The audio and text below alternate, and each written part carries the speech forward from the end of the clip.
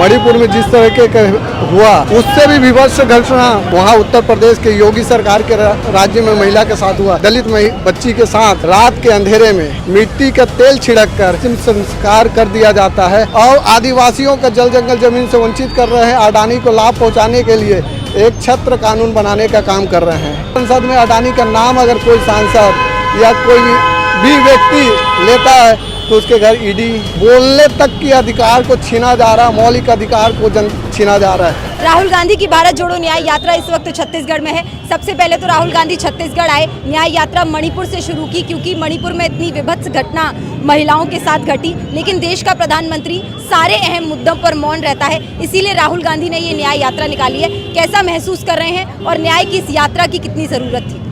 आज भारत में खास करके राहुल गांधी जो मुद्दों के साथ न्याय यात्रा निकाल रहे हैं। आप जैसे महिला के बारे में बोले, मणिपुर में जिस तरह के हुआ उससे भी विभत्स घटना कुछ दिन पहले राम राज्य, जहां यूपी में राम राज्य कहा जाता है, वहां उत्तर प्रदेश के योगी सरकार के राज्य में महिला के साथ हुआ।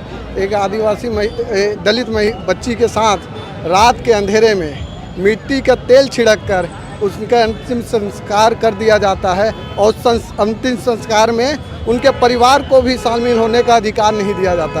हिंदू धर्म और हिंदू सनातन धर्म का ये प्रचार करने वाले, मैं इनसे पूछना चाहता हूँ कि आखिर ये कौन सा अंतिम संस्कार का विधि है जो हिंदू परंपरा में सूर्यास्त के बाद होता है, ये नहीं बता पाएंगे। राहुल गांधी इसी अन्याय के खिलाफ भारत में भारत जोड़ो न्याय यात्रा लेके चल रहे हैं और सिर्फ एक महिलाओं के साथ ही नहीं, आदिवासियों के साथ। आज छत्तीसगढ़ में आए हैं, हम कोरबा के ऊर्जा राजधानी शहर कोरबा में उनका स्वागत अभिनंदन करते हैं, मगर इसी छत्तीसगढ़ के कुछ किलोमीटर दूर अभी राहुल गांधी जी पहुंचेंगे जहां पर आदिवासियों को उसके जल जंगल जमीन से वंचित किया जा रहा है। और दुर्भाग्य की बात यह है कि सीएम भी उन्होंने आदिवासी को बनाया है और आदिवासियों का जल जंगल जमीन से वंचित कर रहे हैं। अडानी को लाभ पहुंचाने के लिए एक छत्र कानून बनाने का काम कर रहे हैं और इस देश में अडानी, जैसे ही संसद में अडानी का नाम अगर कोई सांसद या कोई भी व्यक्ति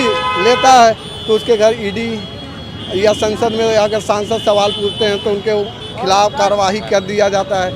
तो आज बोलने तक के अधिकार को छीना जा रहा है, मौलिक अधिकार को छीना जा रहा है। जब संसद में सांसदों को बोलने तक का अधिकार नहीं है, सिर्फ वो अपने प्रस्ताव को लाते हैं और चंद मिनटों में कानून बना के निकल जाते हैं। और आज जब से मोदी जी सरकार में आए हैं तब से इस देश में संसद के माध्यम से कानून बनना बंद हो गया है। 2024 के लोकसभा चुनाव में समर्थन मिलेगा जनता का? न्याय यात्रा जिस तरीके से आगे बढ़ रही है, क्या लग रहा है?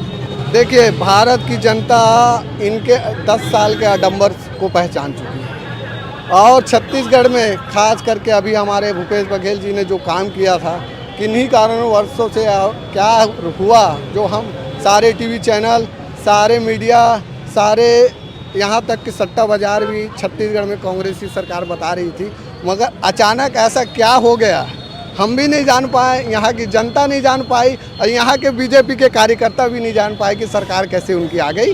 मगर जनता को इस बात पूर्ण विश्वास है कि 2019 के बाद 2024 में कांग्रेस के पक्ष में माहौल बनेगा। राहुल गांधी जी का जो संघर्ष है वो रंग लाएगा, भारत में मोहब्बत की दुकान खुल के रहेगी, ये मैं मानता हूँ। ठीक है, बहुत बहुत शुक्रिया। 10 साल जो मोदी सरकार ने इस देश की जनता को अन्याय काल दिखाया है, उसके खिलाफ न्याय की ये लड़ाई जारी है और 2024 के लोकसभा चुनाव में इस न्याय यात्रा का असर ज़रूर दिखेगा क्योंकि मोदी सरकार के 10 साल के अन्याय काल से अब इस देश की जनता त्रस्त आ चुकी है। न्याय की ये लड़ाई जारी रहेगी, न्याय का हक मिलने। नमस्कार, मैं हूं मानक गुप्ता।